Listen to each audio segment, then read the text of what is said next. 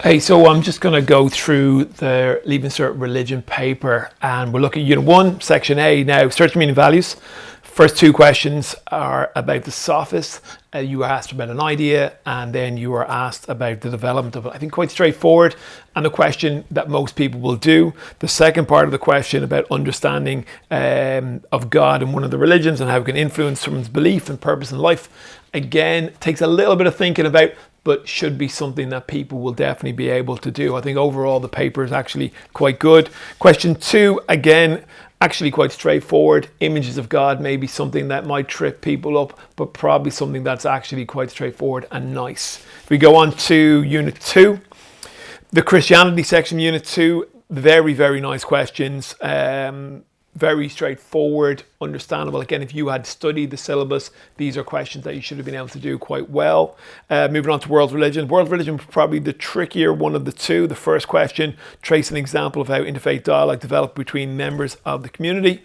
Two of the following religions. That one, do you look for a specific moment where there was a development between one or the other? So, for example, there's a council of Christians and Jews set up in the 1940s. Is that something that you want to try and talk about? I would probably say to most students to have avoided question A and look for question B and C.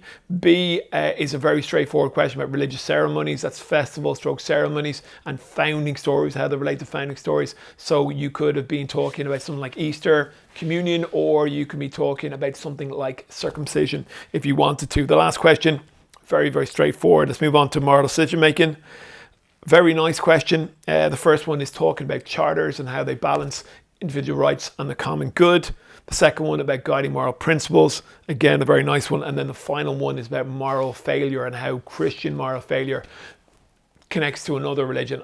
Most people would have done Islam in that one. And then finally, Unit 3, I can only really talk to you about one of these questions, which is religion and science. And with religion and science, we have a question on Newton, discussing the relationship between religion and science. Basic discoveries in maths were seen by some people as a moment of conflict in the relationship between religion and science. That may have slightly tripped people up, but realistically, Newton brings religion and science together again. So the next question was on Darwin, which was one that I think we all thought was going to come up, and there it is. And then the final question is about the understanding of creation found in a scientific theory and how that compares to creation found in any of the other religions that we have on the course. All in all, a very, very nice paper. You would expect people to do well. Again, anyone who really studied the syllabus, there wasn't any mad red herrings. A couple of tricky questions in world religions, but apart from that, it was a fair paper, which I know everyone says. Anyway, thank you.